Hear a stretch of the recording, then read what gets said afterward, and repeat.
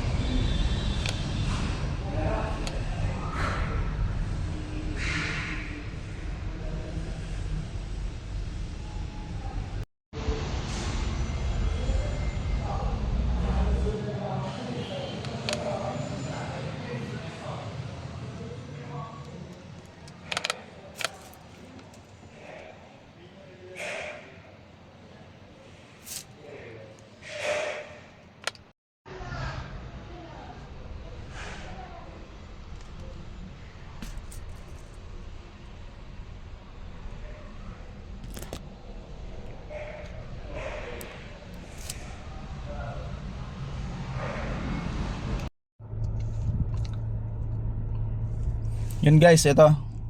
Ito yung cockpit niya ngayon. Bali, nandito yung mga control, yung side mirror, yan.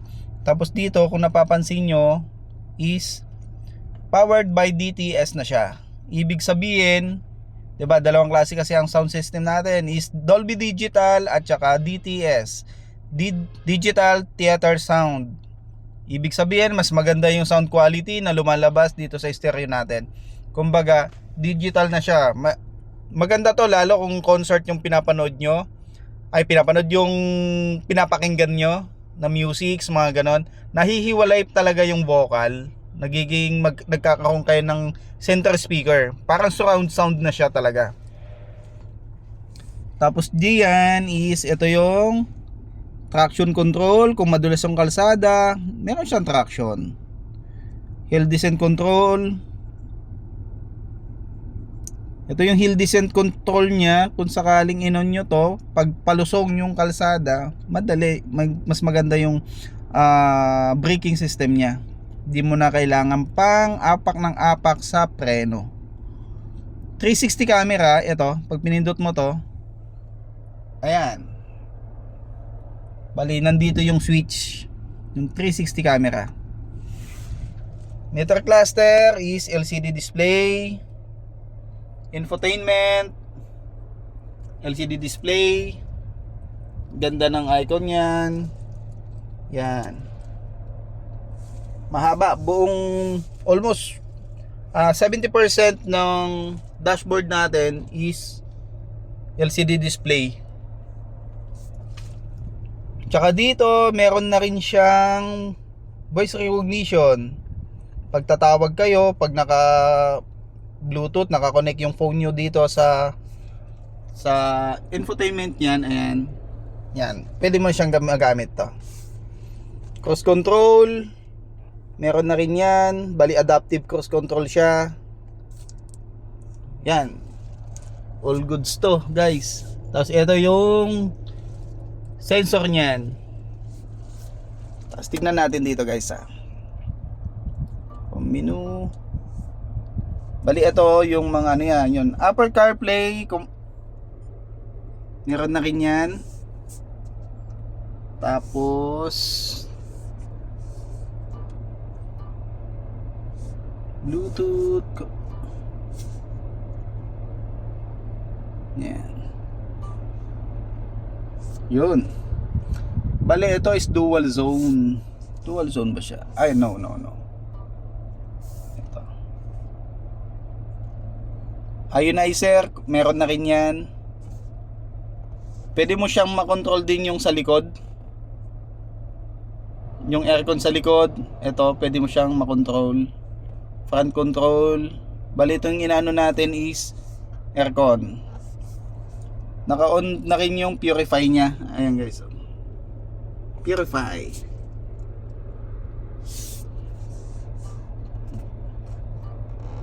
Yun, meron din siyang heat ventilating, heating. Ayan.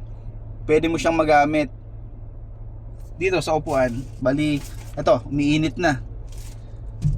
Close natin. Ionizer, yan. Meron na rin yan para yung may mga allergy, 'di ba? Kasi hindi naman lahat pare-parehas. Minsan may mga allergy tayo. Yan, safe kayo dito sa aircon system ni M6 Pro. Ito, naka-auto climate na rin yan. Pansin nyo guys, oh. Lamig. Tapos ventilation, ayan. Bali, ito yung dalawa. Heating.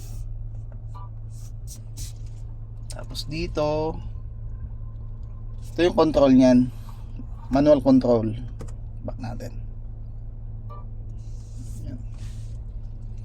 O, dito, maganda rin yung shifting niya. Guys. Tapos dito pala meron na siyang charging, oh. USB at saka Type-C. Fast charging tong Type-C niya. Yun. Drive mode, meron to is Eco. Yun. Sport, is Comfort. Yan. Tatlong mode yung drive mode niya. Bali ito yung pinaka switch. Tapos guys, ito pala. Maganda rin nito. Yung shifting nito is yan. Hindi na siya yung zigzag type nung nilalagay nyo pa para i-select kung saan yung park, neutral, drive. Hindi mo na ilalagay doon bago mo ilalagay sa handbrake. Tsaka dito, ginawa nilang mas simple na siya. Naka-drive tayo. Yan natin. Yan, gagana na yan. Pag nag-park po kayo, lagay mo sa neutral, pindutin mo lang yung P, automatic na po, naka-engage na rin po yung handbrake. Yan yung kagandahan yan. Tapos pag nagda-drive na lang kayo, lagay mo sa D, down yung handbrake, goods na po yun. Tatakbo na po yan. Pag magpa-park, ilagay nyo lang po dyan, sa neutral, pindot lang ng P. Hindi mo na kailangan pang iangat to, yung handbrake mo. Ibig sabihin yun, for safety rin po, kasi baka mamaya kasi ang ginagawa natin, inuuna natin ilalagay sa P, bago tayo mag-engage ng parking brake. Minsan po, nangyayari doon, masisira po ang transmission. Kasi po, pag nilagay mo kaagad sa P, ang nag-hold na sa bigat ng sasakyan nyo, pag nakahinto is yung transmission. Instead na po yung preno. Dapat preno po ang mag-hold. Hindi po yung transmission ng sasakyan. Kaya sinasabi natin na ilalagay mo muna sa P. Dito, ito, i-engage mo muna yung parking brake bago mo ilalagay sa P. Para pag nakahinto ang sasakyan, yung preno po ang nagho-hold. Pero dito, pinasimple na lang para hindi na mahirapan pa yung driver, hindi malito. Balik tayo, ilagay na. Nasa drive mode tayo, umaandar na tayo. Tapos, dumating tayo sa destination, is ilagay lang natin sa neutral, tapos pindutin lang yung P. Napakasimple. Hindi na siya masyadong technical pa. Dalawa lang, neutral, park. Naka-park mode ka na. Tapos dito is naka-auto hold din naman siya. Meron na rin siya. Kung familiar po kayo dito, karamihan ng mga electronic parking brake may auto hold po yan. Yun, maraming salamat sa mga lahat ng nanood ngayong video natin. Hanggang sa muli po. Mag-message lang po kayo kung may mga gusto pa kayong malaman or suggestion para masagot po natin. Hanggang sa muli, maraming salamat. Bye-bye.